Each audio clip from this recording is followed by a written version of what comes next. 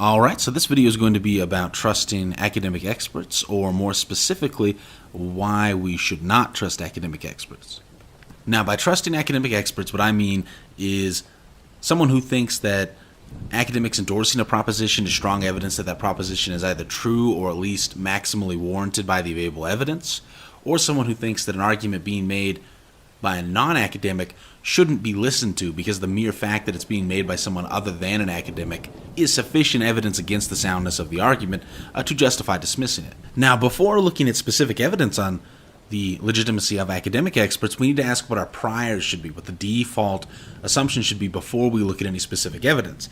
Now, to answer that question, I think it's best to frame this as a question about trusting institutions. So generally speaking, should we trust institutions that our society has socialized people into looking towards for answers about the empirical objective world? Now, history is full of a lot of untrustworthy institutions. This includes religious institutions of the past. This includes so-called scientific enterprises of the past. You know, most people today would say that evolutionary biology in the Soviet Union, or the phrenology movement, or biological anthropology in Nazi Germany, these institutions claimed to be scientific, and people were socialized into believing in them in their respective societies, but they weren't actually valid. And by not valid, I don't just mean that they were wrong, but what I mean is that they weren't employing the methodologies that would be needed in order to form the maximally warranted beliefs that could have been formed given the available evidence to the people in those societies. Now, on top of this, they were wrong. Most answers about the empirical objective world given by religion and science historically have been wrong. And so, whether we're talking about sort of rationally valid in the sense that I just defined it, or we're talking about just true or false, we should have the same prior, which is that institutions should not be trusted. That's the default assumption that is justified by history, and we're going to need to have that default assumption and operate accordingly if we don't want to be the sorts of people who would have been duped by all of these false institutions in the past simply because we happened to be born in a society which told us that those were the people to trust. Now, of course, this doesn't mean that we should not trust current academic experts, but it does mean that they have the burden of proof. That if the evidence ends up being just totally unconvincing or a wash or something like that, then we should in fact go back to the default hypothesis of not trusting institutions based on this skeptical prior. Now, if we say that the academic experts have the burden of proof, then one thing we're going to notice right away is that most people do not come to trust in academic experts because of explicit arguments that have been made to them. Rather, they come to trust in academic experts via a socialization process. They're told by other authorities, whether it be in the media, by their parents, to trust academia. And in fact, probably the most important authorities who tell them to trust academia are academics themselves, because everyone first has to go to sort of academia light in the form of public school, and then many people go to college and university where they are tested on their ability to listen to, learn from, and regurgitate the views of professors. At least that's in part what they're tested on in college. And they're taught a whole bunch of norms and heuristics that center around treating academia as a valid authority. A good example of this sort of thing can be found when you look at people who take classes on critical thinking or have critical thinking sections in science classes, and they're taught to vet sources to determine whether or not they'll even listen to the sources, whether or not they're even open to them. And they're taught to vet based on things like the recency of the source, making sure the source isn't funded by anyone other than academia, and making sure the source has passed peer review, which is to say it's been approved by other academics. All of these heuristics center around making sure that the contemporary academic institution approves of the source as one that is worth consuming. And so these are the sorts of processes by which people actually come to trust in academia. Nonetheless, we can easily imagine potential justifications people would offer if they were asked for that kind of trust. And one thing they might say is that an academic credential is a valid way of evidencing that someone has read a good amount about a topic, right? They've learned a bunch about it, and as a result of the learning they've done in academia and in their academic training, they now have a greater understanding of the world than someone is likely to possess who lacks such a credential. Let's say even if that person expresses a significant interest in the topic. Now, of course, if we think about all of those invalid institutions of the past, every single one of them was such that the people who went there and were deemed authorities by those institutions went there and learned something or other and claimed that that learning gave them the knowledge needed to understand the world. And so we don't want to trust academia just because they say that their learning has granted them a correct understanding of the world. Rather, we should look at the empirical evidence on that question, and the empirical evidence here is not perfect, but it is a lot better than nothing. and what we're going to find will not give us cause for optimism. So let's take legal experts. One thing you might think that legal experts should be able to do if their learning gives them a correct understanding of the legal system is predict how court cases are going to go. Now, as a matter of fact, research shows that they can only predict the outcomes of court cases marginally better than random chance would predict, and moreover, this is especially true of academics. Academic legal experts, as can be seen, are basically at a coin flip. It is only private attorneys who seem to have any kind of predictive validity. We can also look at research on doctors. So, for instance, in this study, doctors looked at people who were ill and estimated the probability that they would survive over the next year and over the next 3 years. And then we can compare the mean probability the doctors gave to people who did and did not survive. And what we find is that these numbers did not significantly differ.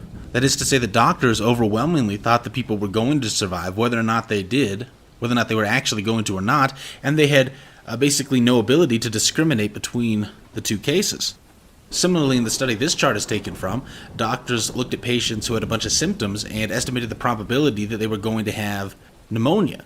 And as can be seen, the probability that doctors assigned patients of having pneumonia, which is plotted on that observed calibration curve, had almost nothing to do with the actual probability that they had pneumonia. We can also see here from a study where doctors were asked to rate the severity of a disease based on an index of symptoms.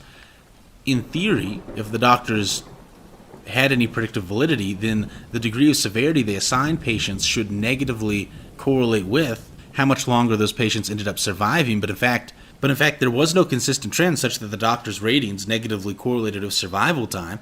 And actually, the fourth row here averages from 3 different doctors, and we find a positive correlation emerged. Turning now to economics and finance, this chart is taken from a study where they looked at the long-term growth projected by financial analysts for a whole bunch of stocks, and then followed those stocks for a long time, and actually looked at the degree of long-term growth exhibited by the stocks. Now, on the far right, we see the high long-term growth projected stocks. These are the stocks in the top 10% of the projections. They had an average return of 3%, and what we can see is that as we consider stocks that had lower projected long-term growth, well, the actual long-term growth systematically increases, such that the 10% of stocks that were projected to have the lowest growth had an average return of 15%. This next chart is taken from a study where they had civilians, MBA students, undergrad students, PhD students, and academics make predictions about how behavioral economic experiments were going to turn out, and the academics and students were in relevant fields, such that you would think that their academic expertise would give them higher predictive ability in this domain. Now, you can do the analysis of who had the most predictive accuracy in a number of different ways, but in none of the ways that you can do the analysis does it come out that there is a consistent trend such that the more academic training someone has had and the closer they are to being an actual academic, the greater their predictive validity was found to be. Now, this next chart is taken from a study which followed 40 professional economic forecasters between the years 1968 and 1988 and looked at their ability to predict recessions. Now, as can be seen, they did have some predictive validity when we're talking about recessions happening within the next couple months. But once we get to 2 quarters or more ahead, the predictive validity of economists falls to something very close to zero. And even when we are talking about recessions that are occurring, say, next month, it's not clear what we should make of the predictive validity that economists did have, because we didn't compare that to the predictive validity of people who did not have similar economic training. It doesn't seem implausible to suggest that a lot of people, if they're following the news and whatnot, could have some degree of predictive accuracy when we're talking about whether or not a recession is literally just about to happen. Now, these next graphs are taken from a book which itself was on a study of 284 experts, which were made to make 27,451 predictions between 1988 and 2003. These predictions concerned the economy, political, elections, international relation events, the sort of thing you hear about in the news. And at the end of the study, the predictive validity of experts, generally knowledgeable non-experts or dilettantes, and undergraduate students. These predictive validities were compared, and we can see a few things. Firstly, no one was anywhere near perfect calibration. Secondly, the advantage that experts had over undergraduates was perhaps surprisingly moderate, especially if we're considering events that had a probability of between 30 and 70% of occurring. And perhaps most importantly for our purposes here, the generally knowledgeable non-experts had basically the same predictive validity as these academic experts. Now, importantly, a regression was run to see what predicted the forecasting ability of these individuals, and as can be seen, there was no effect for things like years of professional experience, whether or not someone had a PhD, whether or not they were an academic. And so what this tells us, among other things, there's a lot of interesting things on this chart, but for the purposes of this video, what this tells us is that to the degree that academic experts were better at predicting things than, say, undergraduates, this was not actually causally because of the training in academia, or at least that is what these results suggest. Rather, it was because of some probably pre-selected factor of the sorts of people who tend to actually become academic experts, and again, they did not significantly outperform the generally knowledgeable non-experts. One more thing worth noting briefly is that computer programs were very good at predicting these events. They came much closer to perfect calibration, so it's not as if they were being asked to predict things that were in principle unpredictable, and again, it's beyond the scope of this video, but that itself, I think, should be interesting to people, just the mere fact that political, economic, and international relation events can be predicted pretty well by computers in a way that far surpasses the predictive validity of the sort of people you're likely to see on the news. In another study, developmental psychologists were asked to predict how self-control changed among children over the last 50 years, and only 16% could correctly predict that it had increased. And so what we see is that from a range of different disciplines, the data indicates that these so-called experts generally have very low predictive validity. I should mention the study from which this chart is taken, which found reasonably good predictive validity among certain kinds of intelligence analysts predicting international relations type events. The study did find, as I say, greater predictive validity than is typical in this literature, but it did not have a control group of non-experts, and so it's hard to tell what to make of it, and the predictions were all very short term, which may have inflated the predictive validity of the experts, as we saw was the case of the economists. But even if we do take that study to be evidence in the other direction, the totality of the evidence from this research literature clearly does justify the conclusion that experts in fields like finance, economics, psychology, law, and medicine can't predict reality very well, or can't predict reality significantly better than interested non-experts. And of course, you can always say this research was imperfect, they should have asked them to predict different sorts of things, they should have had a better sample, etc. And those critiques may very well be valid, but this is the evidence we have, and again, the burden of proof is on people affirming the validity of experts, not on the people skeptical of such authority claims.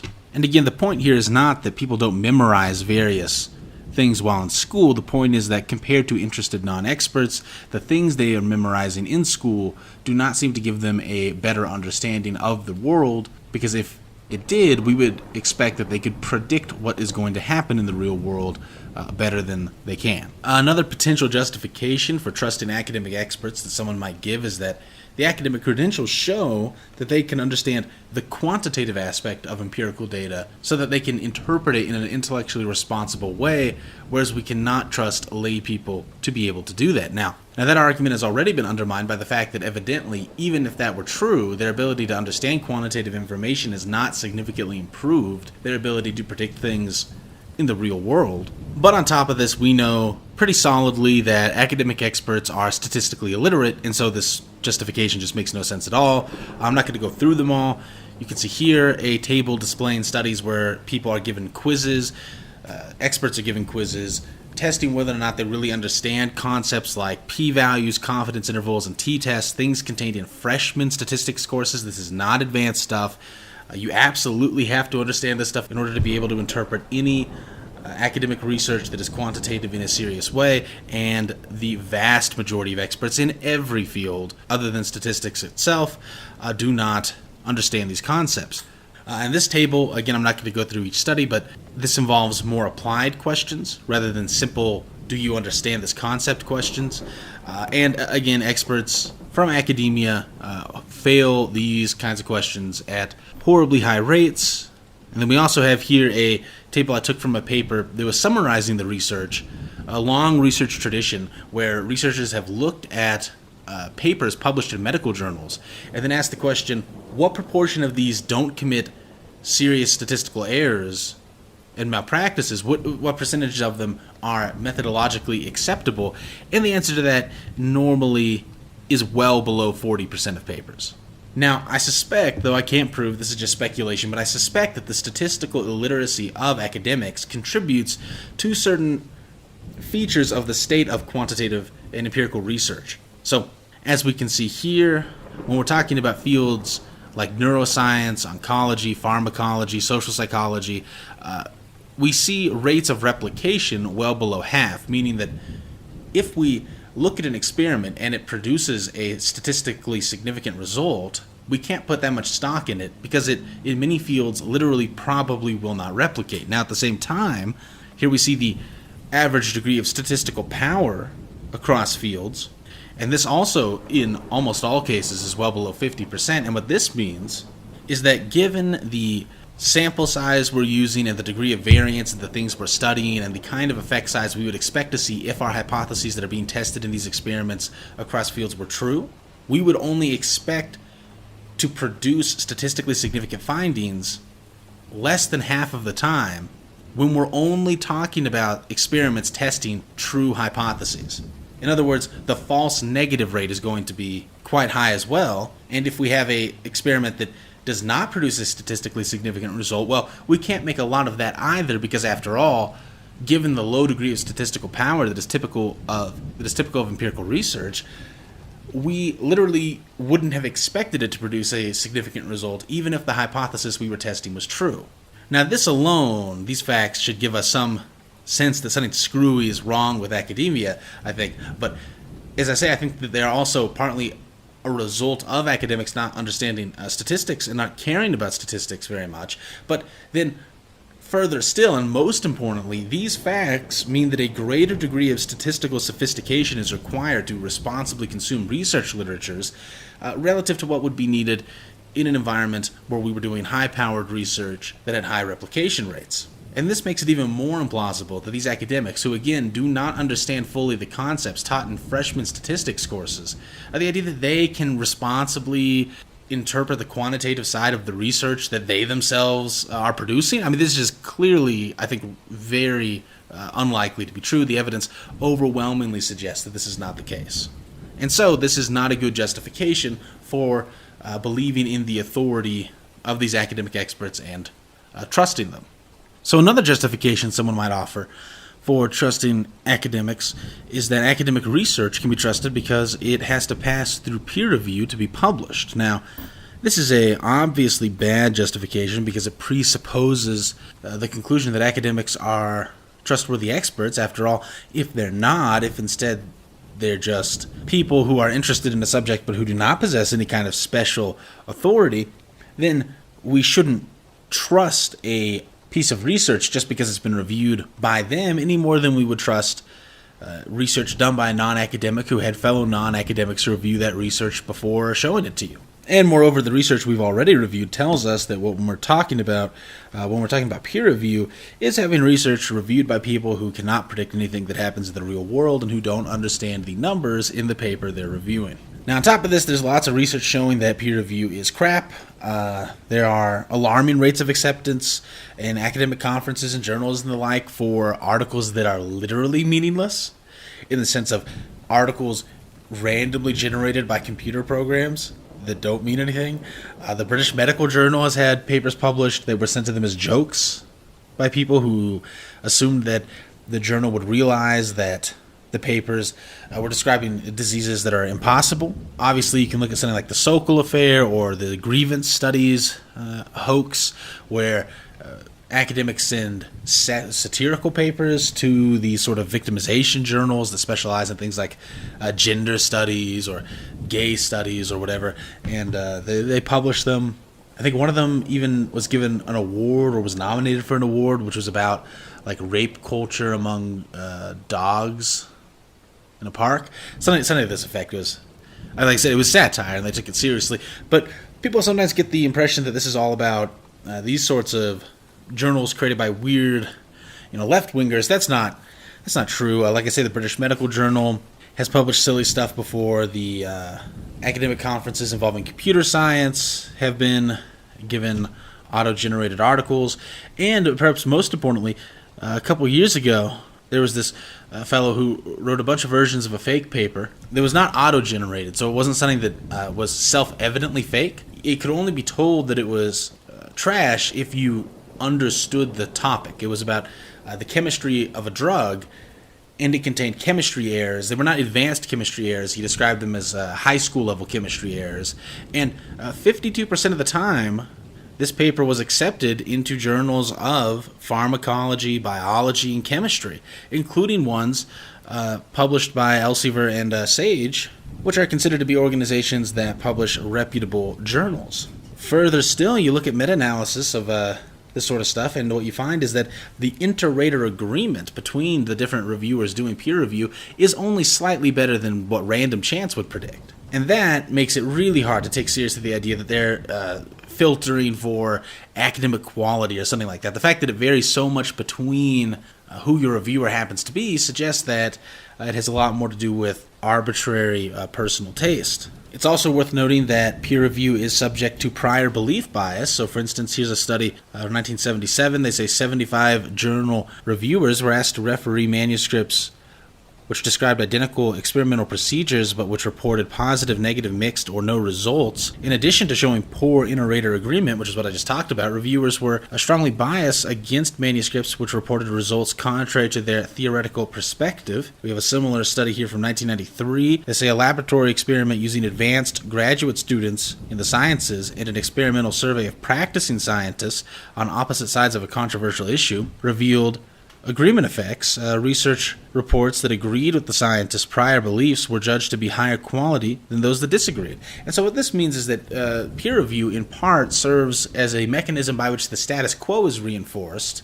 The status quo, again, built by these researchers that can't predict things in the real world, and these researchers who don't understand the math behind what they're doing, they create a status quo, and then you have to convince those geniuses to like your paper in order to get it published.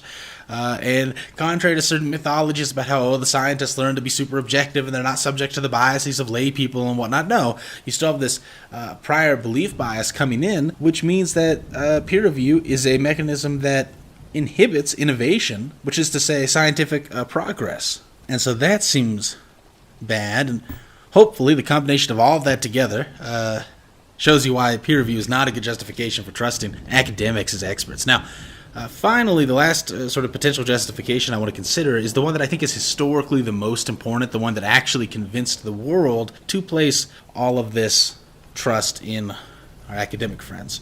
And that is the historical achievements of science, right? Science came in and it answered a bunch of questions that previous institutions and methodologies had either answered incorrectly or not answered at all. And so people said, oh, hey, this thing seems to work. Let's trust it. Now, firstly, all these achievements I'm talking about, these are things done by the physical sciences, especially, again, physics and chemistry, and to a lesser extent biology. This is not applicable to the social sciences, and that alone gives us reason to be suspicious of this idea that the success of the physical sciences can be extrapolated onto the social sciences, and so gives us reason to trust both. We can ask the question, well, why don't the social sciences have the sort of achievements that the physical sciences did? And granted, the physical sciences have been around a little longer, but the social sciences don't have the sort of achievements that physical sciences did, 100 years ago either.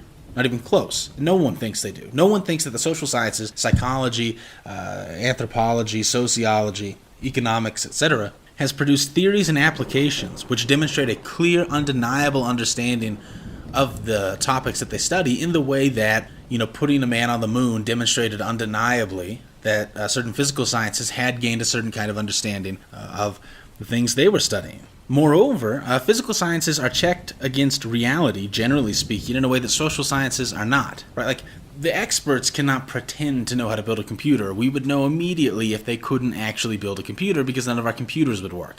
By contrast, some academic can pretend for his entire life to understand, the effects of poverty or some kind of psychotherapy or why business cycles happen. No one is going to call them out in the same way if they're wrong for a bunch of reasons. I mean, for one thing, because say an experiment is done to test their pet theory, well, as we've already reviewed, a positive or negative result is not actually going to dictate us to throw away or retain a theory because of the statistical inadequacy of the empirical research that is done. And this is even more true when we're talking about predictions about the real world because, we don't expect economists, for instance, to know exactly when business cycles are going to happen because you say, oh, well, the real world is messy, it's complex, you have a theory that's a simplified version of reality, what can you do? And, maybe that's fine, but the point is that then these sciences lack an incentive structure that forces them to tether their theories to reality in the way that the physical sciences do. Again, at least some of the time in the case of the physical sciences. And so we have two good arguments, I think, against extrapolating from the success of the physical sciences and the trust that might justify to the social sciences. Firstly, the social sciences lack similar achievements, and secondly, they lack incentive structures that tether them to reality in the way that the physical sciences do. Now, on top of this, I'm going to make an argument now that applies to both the physical and social sciences, which has to do with how scientific progress is actually achieved. We can see here a graphical depiction of the Lotka curve. I think that's how you say the name. Maybe I'm wrong, but it doesn't matter. The point is that it's a depiction of the observation made many times that scientific progress is overwhelmingly done by a minority of scientists. So, for instance, there's classic work in this literature showing that nearly half of scientific citations in physics went to just 200 physicists who were living at the time that this study was done, and that the top 10% of scientists were roughly 3 times as productive as the bottom 50%. Research across numerous fields has also shown that a small proportion of academic articles account for more than 80% of citations throughout the 20th century. This was especially true early in the 20th century when less than 10% of articles accounted for 80% of citations. And even today, in most fields, it takes years for the average article to get even a single citation. In the humanities, less than 20% of produced papers are ever cited by anyone. This same point about how science is driven by elites can be demonstrated by looking at the sorts of events and people that academic experts rate as being important. And it's worth noting that such results are reliable in the sense that different samples of experts, even when comparing Western and non-Western ones, tend to give very similar lists of people and events. Expressed as a reliability coefficient, people have produced estimates of around 0.94, which is very good. Now, Charles Murray has a database using this kind of methodology for science, which goes up to 1950. He also has one for art. He produced this chart showing the fact that even when just looking at these highly important figures, most of them were sort of barely very important, and a very small number of them were scoring so much higher on his index of eminence that they outweighed, many, many more people below them. And this is a chart, again, for art. He didn't give the chart in the book from which this is taken, but he said that he made a chart for science and it looked basically the same. So, the point here, how this relates to trust in academic experts, is the following. If most scientists don't significantly contribute to science, then academic training clearly does not usually lead to the ability to significantly contribute to science. And so, whatever trust should be given to the people who are responsible for the achievements of science, it should not be given to the average or the majority of scientists, because they didn't do it. The people who did most of this progress is a very small number of people who obviously had a lot going for them way beyond just the standard academic training. And the people who do not have those extra things going for them write articles that no one reads and do not drive science forward, and so should not be given trust on the account of what other people do. It's also worth mentioning briefly that academics, of course, lean to the left. They're more leftist than the general population, and so we should expect academia will exhibit a pro-left bias until we have some positive evidence indicating that, unlike lay people, academics have freed themselves from the influence of political bias. As I've already reviewed, academics don't seem to have freed themselves from other cognitive biases, so this would be very surprising. And another thing I'll note is that the self-report and peer report data on the rates of fraud and malpractice in science don't inspire confidence either, especially given that these are no doubt underestimates of the true rates of fraud and malpractice. So this meta-analysis found that about 2% of scientists admitted to having fabricated data, and about 34% admitted to other questionable research practices. When asked about their peers instead of themselves, the rates went up to 14% for outright fraud and 72% for other questionable research practices. And so you combine all this together, the fact that these academics cannot predict things about the real world very well, they do not understand statistics very well, their peer review process is a joke, and most of them are not the sort of people who are behind the achievements and progress of science. Well, I think then we have good reasons to say that we do not have sufficient reason to trust academics in the way that I defined at the beginning. Now, Obviously, this doesn't mean that we should just never listen to academics and dismiss things that they say just because academics said them, nor does it mean that there aren't sources of information which are even less trustworthy than these academics are. But what it does mean is that we can't rely on academia to do our reasoning for us, and we shouldn't reject information just because it's coming from somewhere other than academia. The difference in knowledge and skill between academics and interested lay people is simply not great enough to justify such a norm, especially when we have reasons other than someone's academic credentials to believe that they've made an effort to seriously study a topic. And the data reviewed here should also highlight the fact that people are often shockingly ignorant despite them making an effort not to be, as academics generally have. And so people generally underestimate how uncertain they should be in their beliefs about academic matters, whether they're trusting experts or not. And with that being said, I'll close the video here. If you liked it, consider giving it a like or commenting or sharing or somewhere like that. If you like the channel generally, consider supporting it on Subscribestar. And in any case, thanks for watching.